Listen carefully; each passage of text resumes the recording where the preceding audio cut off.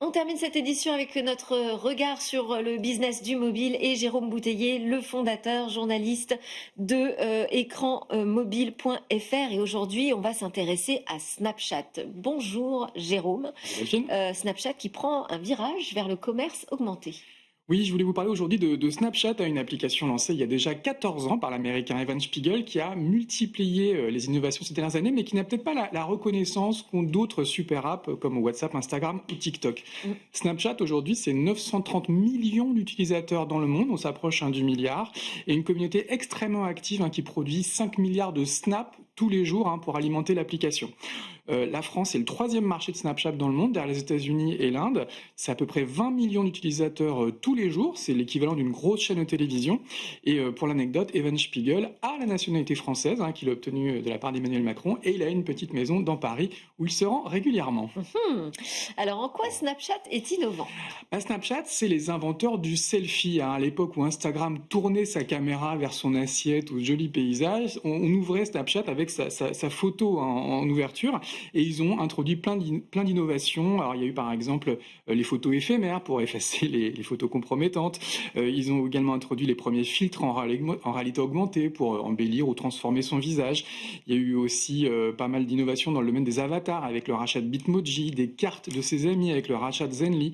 Et puis Snapchat, c'est aussi les pionniers des lunettes connectées avec les Spectacles, qui étaient les premières lunettes avec des petites caméras dans les bras et qui sont en train d'évoluer vers des modèles en réalité augmentée basés sur SnapOS et qui devraient concurrencer d'autres modèles qui arrivent sur le marché l'année prochaine. Ouais, c'est vrai que c'est un régal pour les geeks, Snap. Et en termes de réalité augmentée, alors? Alors, c'est un format qu'ils ont développé, qu'ils déclinent en publicité pour les annonceurs. Ça fait déjà plusieurs années qu'ils proposent ce qu'ils appellent des lens, qui permettent aux utilisateurs d'interagir avec les marques. Alors pour les fêtes de fin d'année, par exemple, il y a des annonceurs dans l'électroménager comme Boulanger qui utilisent des doubles lens, avec une lens pour transformer son visage et puis une lens pour filmer son environnement en mettant par exemple des objets qui sont en vente chez soi ou autour de chez soi. Et c'est une mécanique très intéressante qui combine du user generated content. La marque n'a pas besoin de créer des spots, ce sont les utilisateurs eux-mêmes qui vont les créer à sa place. Et puis la réalité augmentée, évidemment, qui permet une très grande viralité et qui permet à l'annonceur de gagner ce qu'on pourrait appeler la bataille de l'attention. Et donc là, vous voyez un virage vers l'utilisation de cette réalité augmentée, vers le commerce électronique. Alors effectivement, c'est clairement la tendance. Aujourd'hui, Snapchat, c'est avant tout un média. On sent que leur objectif, c'est de permettre aux consommateurs d'interagir. Mais il y a un virage vers le commerce électronique. Alors, c'est pas encore officiel chez Snapchat, ça va arriver bientôt. Mais c'est clairement une des tendances du marché. Toutes les super apps aujourd'hui font ce virage. On a vu pas mal d'annonces chez Instagram, Telegram, RCS, TikTok ou encore WeChat. Si on prend Instagram, par exemple, c'est clairement aujourd'hui la tendance. Ils ont lancé le shopping et c'est du live commerce, en gros, c'est de la vidéo. Avec Snap, on va probablement tester quelque chose de nouveau que moi j'appelle le commerce augmenté, qui va combiner la réalité augmentée pour évidemment pousser les gens à acheter les produits. Et donc ça pourrait fonctionner avec des lunettes. Alors aujourd'hui, c'est encore de la R&D, mais les lunettes effectivement vont remplacer le smartphone. Et Snap travaille depuis déjà quelques années sur tout un tas d'applications sur leur modèle en réalité augmentée. Alors on a vu par exemple des systèmes de menus, on va pouvoir aller au restaurant et choisir les produits qu'on va vouloir commander.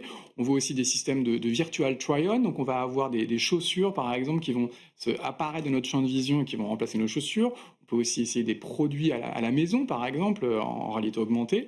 Et il y a beaucoup d'usages qui vont apparaître dans le dating, dans le gaming.